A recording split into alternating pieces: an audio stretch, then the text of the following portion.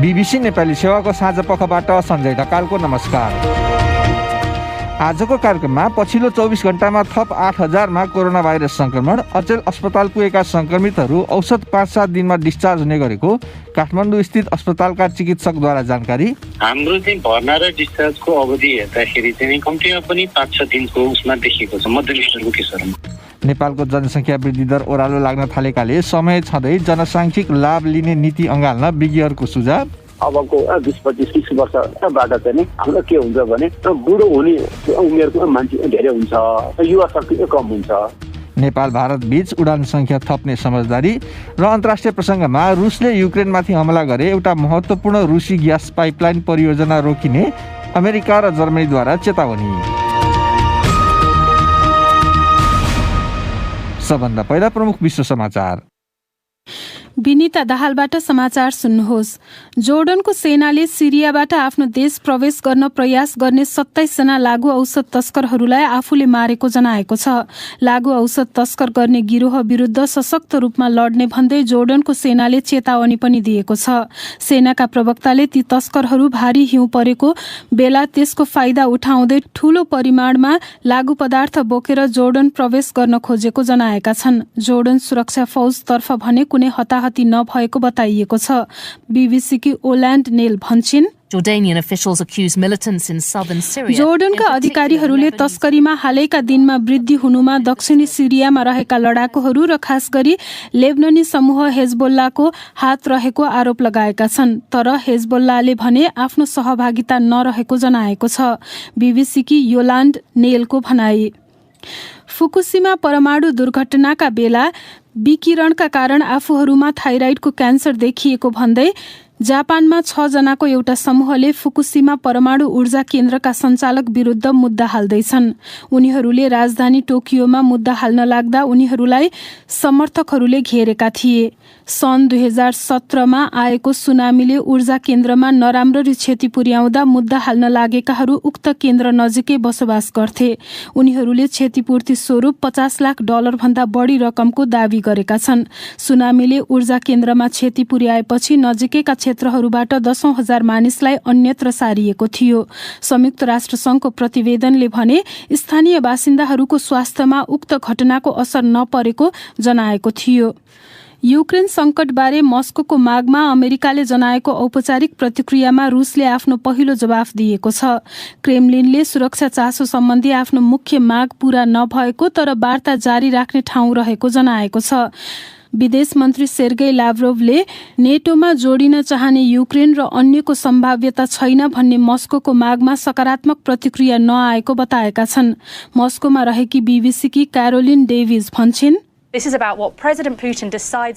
यो अब राष्ट्रपति भ्लादिमिर पुटिनले के निर्णय गर्छन् भन्ने बारे हो र उनले एउटा वा अर्को जुनै बाटो लिन सक्ने भएकोले सेर्गेई लाभ्रोभले अहिलेका लागि दुवै ढोका खुल्ला राखेका छन्। बीबीसीकी क्यारोलिन डेभिजको भनाई।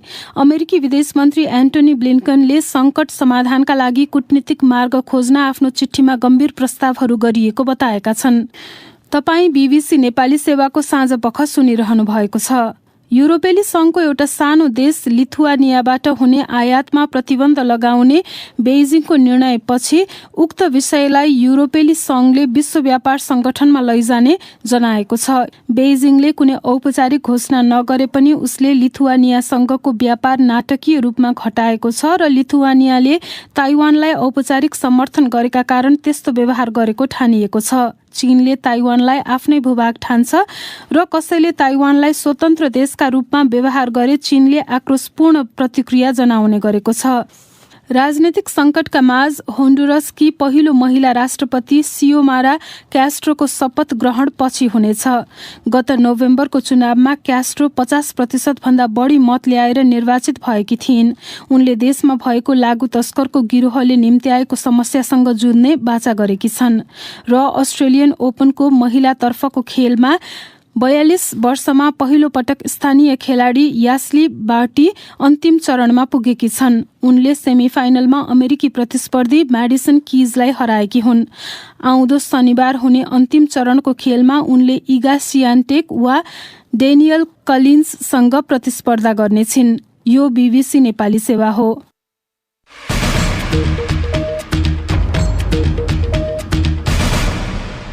साँझ पखमा यहाँलाई स्वागत छ। नेपालमा पछिल्लो 24 घण्टामा 8,000 भन्दा धेरै मानिसहरूमा कोरोना भाइरसको संक्रमण पुष्टि भएको छ। परीक्षण गरिएकामा संक्रमण पाइने दर करिब 37% रहेको छ। थप 15 जनाको यसै अवधिमा ज्यान गएको स्वास्थ्य तथा जनसङ्ख्या मन्त्रालयले जनाएको छ। एक रिपोर्ट। करिब 22,000मा परीक्षण गर्दा 8,000 भन्दा बढीमा संक्रमण पुष्टि भएको छ। अहिले सघन उपचार कक्ष आइसियुमा 257 जना र भेन्टिलेटरमा 49 जना बिरामी भएको मन्त्रालयले जनाएको छ। वीर अस्पताल स्थित कोभिड सम्बन्धी फोकल पर्सन डाक्टर अच्युत कार्कीका अनुसार अहिले अस्पताल भर्ना भएका व्यक्तिहरूमध्ये 80 देखि 90% गम्भीर लक्षण सहित आएका छन्। अस्पतालमा चाहिँ अलि चिकित्सा नभइकन आउँदैन। केही न केही मेजर सिम्टम, मुख्य सिम्टम हुनुपर्छ। जस्तो अब हामी कहाँ आउनेमा चाहिँ उच्च ज्वरो, अर्को चाहिँ अक्सिजनको मात्रा कम भएर पनि तेस्रो चाहिँ अलिकति सिभियर अरू हस्पिटलबाट रिफर भएको त्यसरी जुन चाहिँ आइसियुमै आउँछ। उनका अनुसार मध्यम खालका बिरामीहरू 5 देखि 7 दिनभित्र अस्पतालबाट घर फर्कने गरेका छन् भने गम्भीर अवस्थाका बिरामीहरूले 2 हप्ता वा त्योभन्दा लामो समय उपचार गराउनु परेको अवस्था छ। हाम्रो चाहिँ भर्ना र डिस्चार्जको अवधि हेर्दाखेरि चाहिँ कम्तीमा पनि 5-6 दिनको उसमा देखिएको छ सामान्य केसहरूमा, मध्यम स्तरको केसहरूमा। तर अब सिभियर केसहरूमा त हामी कहाँ भनौँ न 15 दिन 16 दिन बसेर पनि कोही निको भएर जानुहुन्छ, कोही चाहिँ आइसियुमा चाहिँ भर्ना भएर चाहिँ टेस्ट पनि हुन्छ। पछिल्लो समय ओमिक्रोन भेरिएन्टबाट संक्रमित भएका व्यक्तिहरू चाँडै संक्रमण मुक्त भइरहेको अनुभव पनि चिकित्सकहरू सुनाउँछन्। डाक्टर कार्कीका अनुसार उपचारका मापदण्ड अनुसार हेर्दा घरमै आइसोलेसनमा बस्नेहरू 5 देखि 7 दिनमा नेगेटिभ भएको पाइएको छ। विगत 24 घण्टामा निको हुने संक्रमितहरूको संख्या 5,000 भन्दा धेरै रहेको छ। पुसको अन्तिम सातादेखि नेपालमा प्रत्येक दिन धेरैमा कोभिड-19 पुष्टि भइरहेको छ। कोभिड सम्बन्धी अर्को प्रसङ्ग। कोरोना भाइरस महामारीको तेस्रो लहर उत्कर्षमा पुगिरहेका बेला अहिले नेपालमा सक्रिय संक्रमितहरूको संख्या 90,000 भन्दा बढी भइसकेको छ। गत 2 सातादेखि दैनिक 8 देखि 12,000सम्म संक्रमितहरू फेला परिरहेका छन्। अधिकांशमा ओमिक्रोन भेरिएन्टको संक्रमण भएको र यसको संक्रमणबाट ग्रस्तहरूका निम्ति कति समय एकान्तवास बस्नुपर्ने हो भन्ने बारे विज्ञहरूले विभिन्न सल्लाह दिइरहेका छन्। साथी सञ्जीव गिरीले तयार पारेको यो रिपोर्ट सुनौ। कोरोना भाइरसको नयाँ भेरिएन्ट ओमिक्रोन अत्यन्त संक्रामक रहे पनि यसअघिका भेरिएन्टभन्दा ओमिक्रोन तुलनात्मक रूपमा कमजोर रहेको विवरणहरू सार्वजनिक भएका छन्। यस्तो अवस्थामा संक्रमण पुष्टि भएर वा संक्रमितको संसर्गमा पुगी उस्तै लक्षण देखिएर घरमै आराम गरिरहेका मानिसमा आइसोलेसन अर्थात् अरूबाट एक्लिएर बस्ने एकान्तवास अवधिबारे फरक बुझाइरहेको पाइन्छ। स्वास्थ्य तथा जनसङ्ख्या मन्त्रालयका अधिकारीहरूका अनुसार विगतमा नेपालमा 10 दिन एकान्तवास बस्नुपर्ने प्रावधान रहे पनि ओमिक्रोन सम्बन्धी अध्ययनका प्रमाणका आधारमा रहेर त्यो अवधि 7 दिनमा झारिएको छ। मन्त्रालयका सहप्रवक्ता डाक्टर समीर कुमार अधिकारी। यसभन्दा अगाडि हाम्रो आइसोलेसनको समयावधि 10 दिनको रहेको थियो। ओमिक्रोन भेरिएन्ट सँगसँगै यसको अध्ययन अनुसन्धानबाट आएका प्रमाणहरूको आधारमा हामीले यो समयावधिलाई घटाएर 7 दिन बनाएका छौँ। हाम्रो विज्ञहरूको सिफारिस अनुसार 7 दिनपछि सक्रिय भाइरस नरहने र 7 दिनपछि त्यसले अर्को जोखिम अरू व्यक्तिलाई संक्रमण सार्ने सम्भावना कम हुने, संक्रमण सार्ने सम्भावना नै नहुने, सक्रिय भाइरस नहुने भएको हुनाले अहिलेका लागि 7 दिन आइसोलेसन समयावधि सकिएको हो। तर कसैमा भने ज्वरो वा सास फेर्न गाह्रो हुने जस्ता लक्षण बाँकी छन् भने लक्षण हुन्जेल सतर्क हुनुपर्ने उनले बताए। ज्वरो आउने होला, पोकाइ लाग्ने होला, सास फेर्न गाह्रो हुने होला अथवा कुनै लक्षणहरू छन् भने त्यो लक्षण हुन्जेल चाहिँ शरीरमा सक्रिय भाइरस हुन्छ र त्यो सक्रिय भाइरसले अरू व्यक्तिलाई संक्रमण गराइरहन सक्ने अवस्था भएको हुनाले हामीले लक्षण हुन्जेलसम्म चाहिँ समयको कुरा रहँदैन। लक्षण हराएको 3 दिन थपसम्म बस्नुपर्ने हुन्छ आइसोलेसनमा। अमेरिका र इङ्ल्यान्ड सहित केही देशमा 5 दिन एकान्तवास गर्नुपर्ने नियम समेत लागू गरिएको छ। कतिपय चिकित्सकहरूका अनुसार कुनै एक घरमा एकजनामा कोभिड संक्रमण पुष्टि भइसकेको अवस्थामा परिवारका अन्य सदस्यमा पनि लक्षण देखिए परीक्षणका लागि जानै पर्छ भन्ने छैन। तर लक्षण देखिएपछि आइसोलेसनमा भने बस्नुपर्छ। आफ्नो शरीरमा भएको भाइरस अरूमा नसरोस् भन्नका लागि लक्षण देखिएपछि सतर्कता अपनाउन चिकित्सकहरूको सुझाव छ।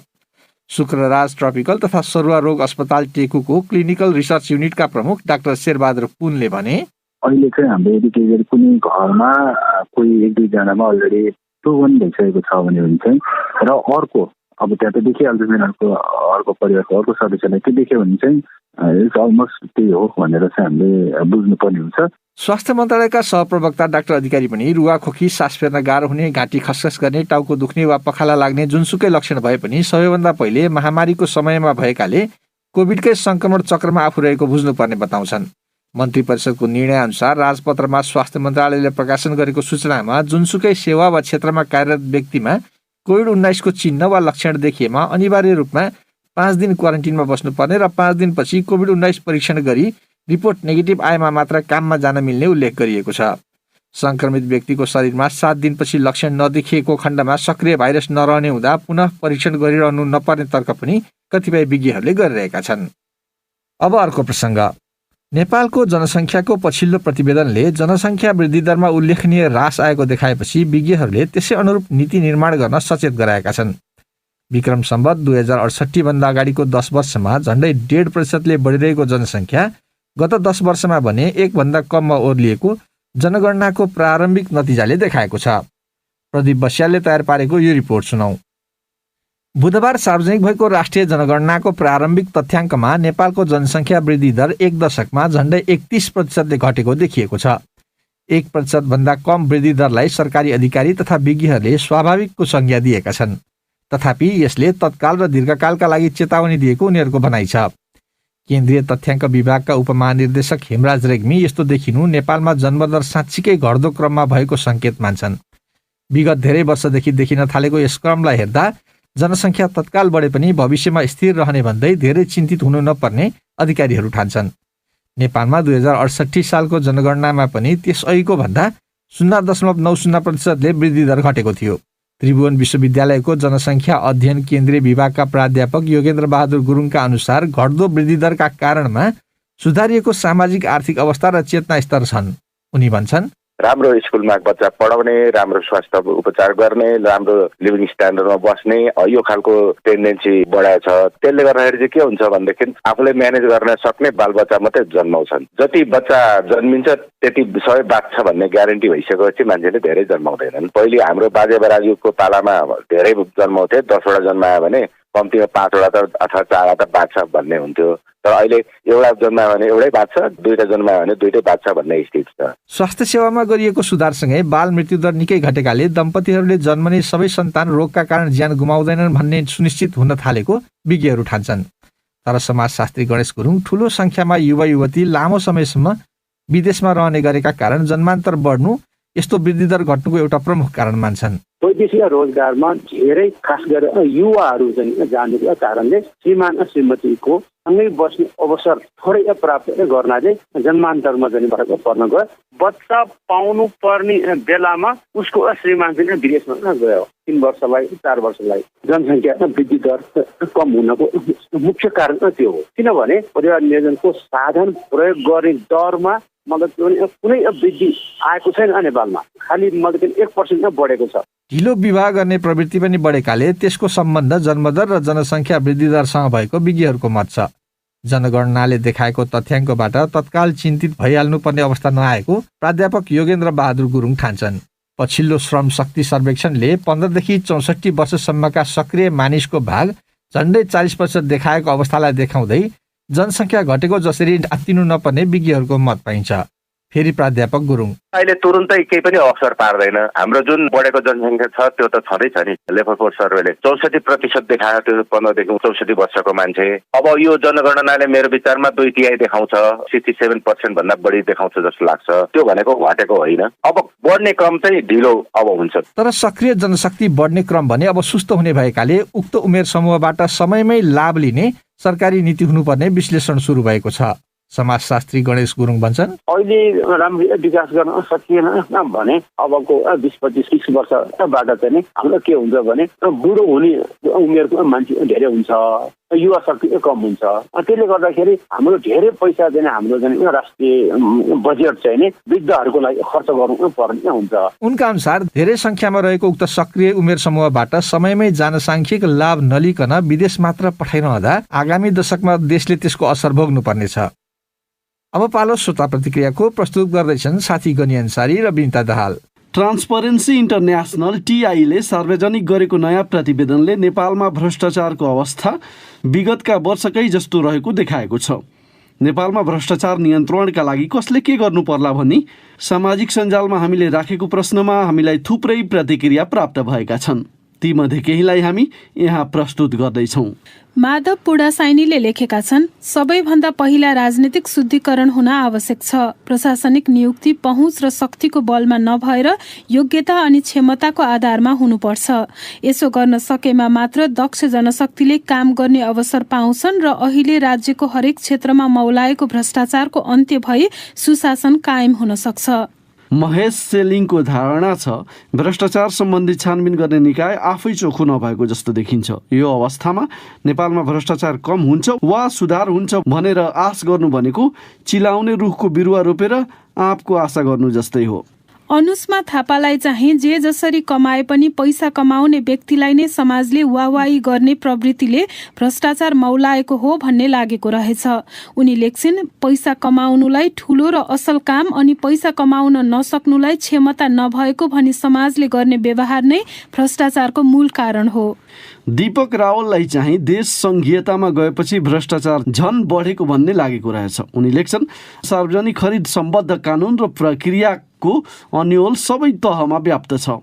संविधानले कार्याधिकार दिएका क्षेत्रहरूमा आवश्यक जनशक्ति सङ्घ र प्रदेशले आपूर्ति गर्न सकेनन् भने स्थानीय सरकारहरूले के गर्न पाउँछन् वा पाउँदैनन् भने प्रष्ट व्यवस्था छैन। सन्ध्या पौडेलको पनि समान धारणा छ। उनले लेखेकी छन्, पहिला त नेता र जनता आफै सुध्रनु पर्यो। कानुनले मात्रै केही हुँदैन, सबैलाई छिटो र आफू अनुकूल काम हुनुपर्छ। त्यसका लागि घुस लिने र दिने प्रवृत्ति छ।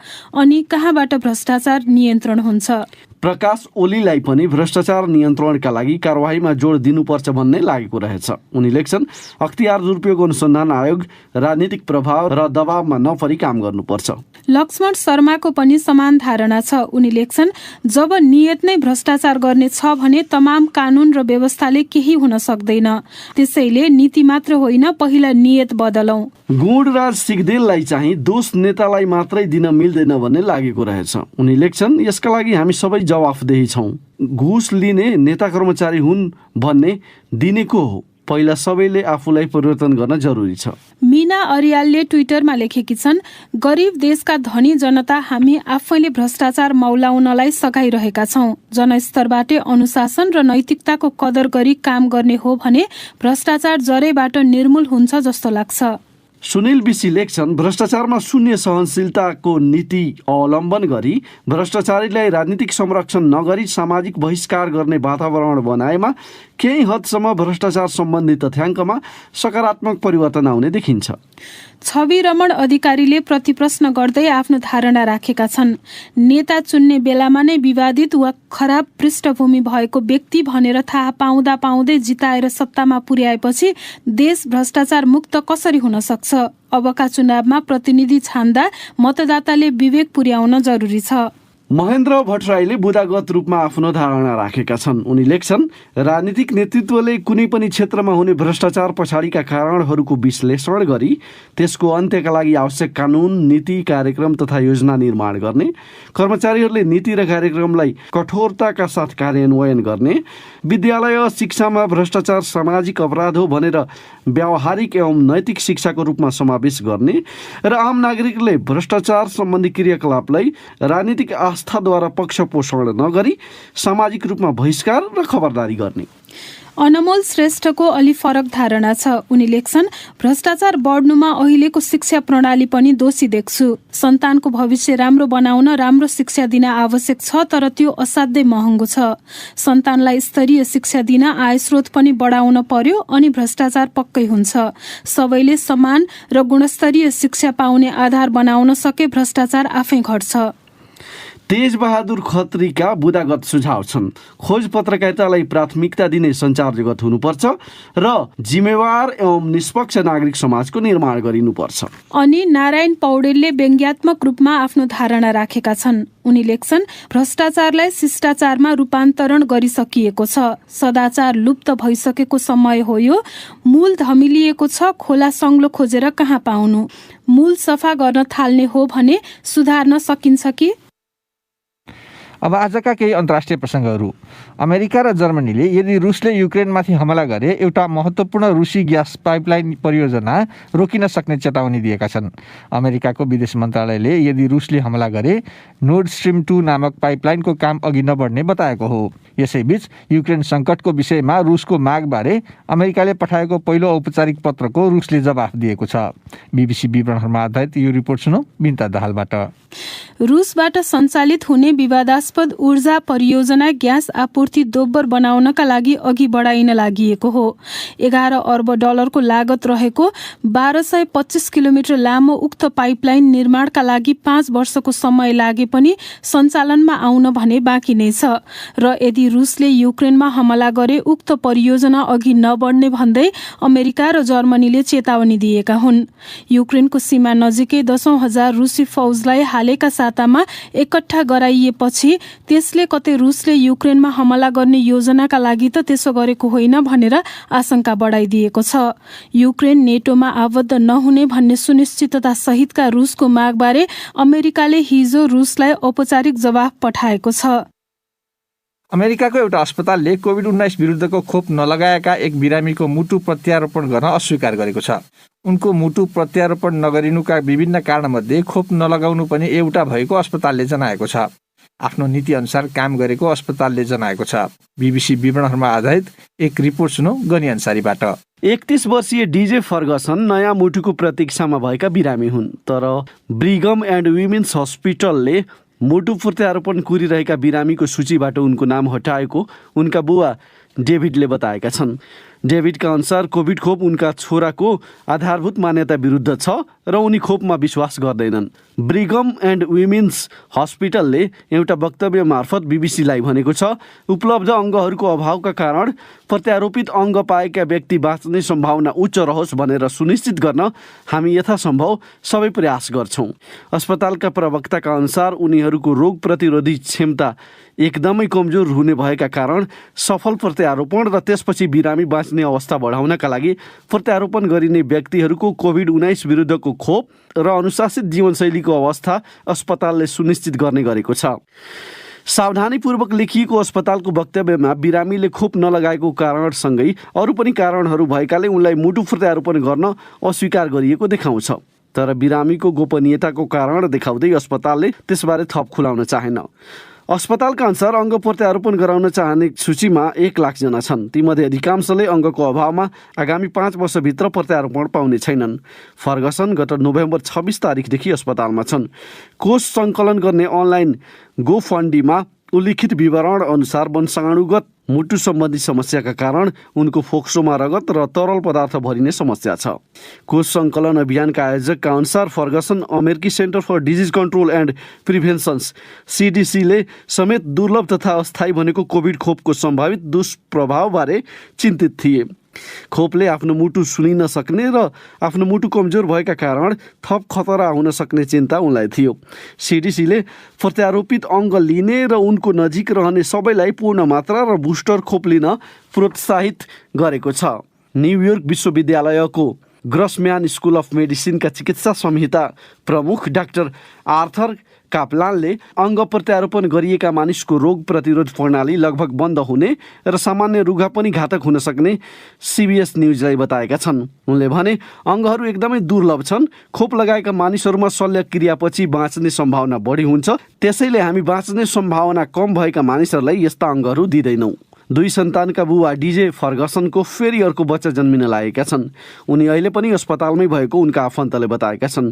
उनको परिवारले अर्को अस्पतालमा सार्नका लागि फर्गसन कमजोर अवस्थामा रहेको र समयको पनि अभाव रहेको बताएको छ। अमेरिकामा खोप नलगाएका कारण स्वास्थ्य सुविधाबाट वञ्चित भएको यो पहिलो उदाहरण भने होइन। यसै महिनाको सुरुमा मिनेसोटाकी एक महिलाले खोप नलगाएका कारण 2 महिनादेखि भेन्टिलेटरमा उपचार गराइरहेका आफ्ना पतिलाई भेन्टिलेटर बाहिर निकालेको भन्दै अस्पताललाई मुद्दा हालेकी थिइन्। अब एउटा प्रसङ्ग छोटकरीमा। नेपाल र भारतबीच हवाई उडानमा लागू गरिएको एयर बबल सम्झौता अनुरूप सातामा 56 वटा उडान गर्ने बाटो खुलेको अधिकारीहरूले बताएका छन्। कोरोना भाइरस महामारी रोकथाम तथा नियन्त्रणका लागि दुई देशबीच हाल सातामा 7-7वटा उडान हुने गरेको छ। नेपाल र भारतमा कोरोना भाइरसको नयाँ भेरिएन्ट ओमिक्रोन फेला पर्नु अघि नै नेपालले विद्यमान एयर बबल सम्झौतामा आधारित रहेर उडान संख्या थप्ने प्रस्ताव गरेको थियो। कोरोना भाइरस संक्रमण दर घट्दै गएको अवस्थामा भारतले गत डिसेम्बर 15देखि नै अन्तर्राष्ट्रिय उडान खुला गर्ने तयारी समेत गरेको थियो। तर ओमिक्रोन भेरिएन्ट तीव्र रूपमा फैलिएसँगै उसले सन् 2022को जनवरीसम्म उक्त व्यवस्था कायमै राख्ने जनाएपछि नेपालसँगको सम्झौतामा तत्काल परिमार्जन हुने सम्भावना टर्दै गएको थियो। संस्कृति, पर्यटन तथा नागरिक उड्डयन मन्त्रालयको नागरिक उड्डयन महाशाखाका सहसचिव बुद्धिसागर लामिछानेका अनुसार अहिले फेरि दुई देशबीच सहमति जुटेसँगै आफ्ना तर्फ कार्यान्वयनका लागि नागरिक उड्डयन प्राधिकरणलाई मन्त्रालयले जानकारी गराइसकेको छ। अब आजको अन्तिम प्रसङ्ग। कोरोना भाइरस संक्रमणको जोखिमका माझ नेपाली फुटबल टोलीले आगामी एक सातामा दशरथ रङ्गशालामा अफ्रिकी राष्ट्र मोरिसससँग 2वटा मैत्रीपूर्ण फुटबल खेल्दैछ। शनिबार र मङ्गलबार हुने मैत्रीपूर्ण खेल युवा खेलाडीहरूका लागि राष्ट्रिय टोलीमा प्रवेश गर्ने अवसर हुन सक्ने देखिएको छ। दर्शकलाई प्रवेश दिइएकाले यसले कोरोना भाइरस फैलिन सक्ने भन्दै कतिपयले त्यसको आलोचना पनि गरिरहेका छन्। थप विवरण हाम्रा खेल संवाददाता निरञ्जन राजवंशीले तयार पारेको यो रिपोर्टमा। नेपाल र मौरिसस बीच हुने मैत्रीपूर्ण फुटबलका केही खास विशेषताहरू छन्। पहिलो पक्ष भनेको कोभिड महामारीको यो अफ सिजनमा नेपाली फुटबल तात्दैछ। नेपालले पहिलो पटक अफ्रिकी राष्ट्रसँग आधिकारिक फुटबल खेल्नु अर्को खास कुरा भइहाल्यो। मुख्य विशेषता भनेको चाहिँ राष्ट्रिय टिममा पुराना खेलाडीहरूलाई दबाव र नयाँ खेलाडीहरूलाई राष्ट्रिय टोलीको ढोका ठकठक्याउने अवसर मानिएको छ। नेपालका कुवेती प्रशिक्षक अब्दुल्ला अल्मुटाइरीले दुई मैत्रीपूर्ण खेलका लागि दुई फरक टिम तयार पारेका छन्। यो निर्णयले बन्द प्रशिक्षणमा रहेका सबै 35 खेलाडीहरू राष्ट्रिय टोलीमा परेका छन् र त्यसमा 9 जना नयाँ अनुहारहरू हुन्। राष्ट्रिय टोलीका व्यवस्थापक मधुसूदन उपाध्याय फ्युचरको लागि अहिले मैले सिकाउँदाखेरि अब अहिलेको 21-22 वर्षको केटाहरूले सिक्दाखेरि लामो समयसम्म राष्ट्रिय टिममा खेल्न सक्छन् र भविष्यमा चाहिँ राम्रो रिजल्ट आउँछ भन्ने उहाँको कन्सेप्ट हो। पछिल्लो समय नेपाली राष्ट्रिय फुटबल टोलीको संरचना हेर्ने हो भने चाँडै नयाँ अनुहारहरू फेरिएका छन्। नेपाली टोली सम्हाल्न आए यता अल्मुटाइरीले विश्वकप छनौट र साफ च्याम्पियनशिप खेलाउँदा 7 जना नयाँ खेलाडीहरूलाई मौका दिइसकेका छन्, जसबाट मनिष दागी जस्ता युवा खेलाडीहरू राष्ट्रिय टोलीमा स्थापित भइसकेका छन्।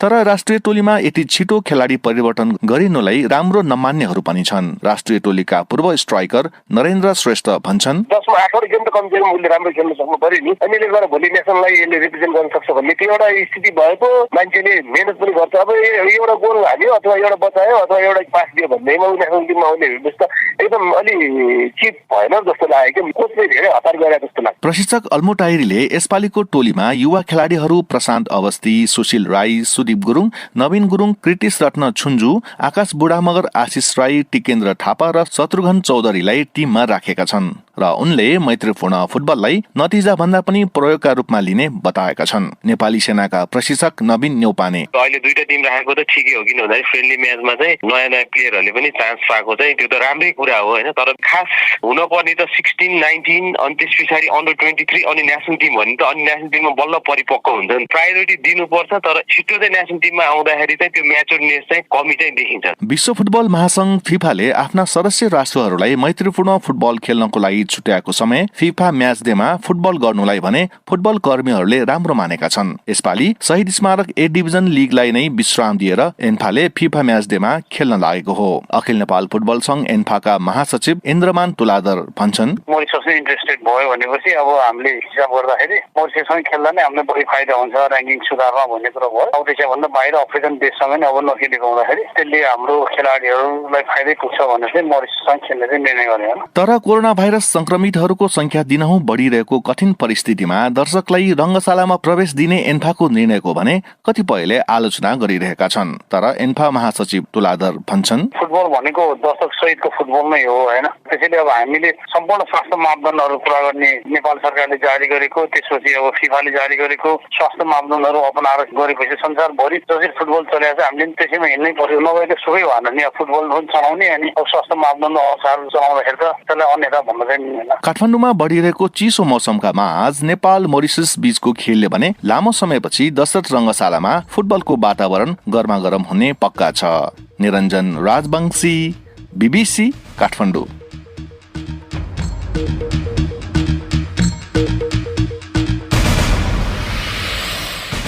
हस् त यसका साथै BBC नेपाली सेवाको साँझ पख यहीँ सकिन्छ। हामीलाई चाहिँ भोलि बिहान 7:15 बजेसम्मका लागि बिदा दिनुहोस्। नमस्कार।